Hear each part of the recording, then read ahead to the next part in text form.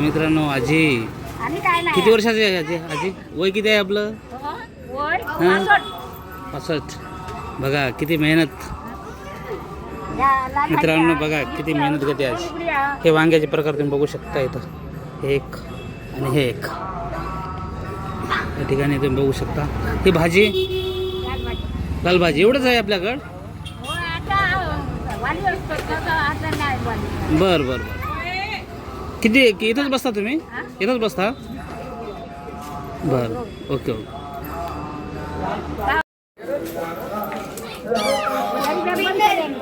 carry bag बंद झाली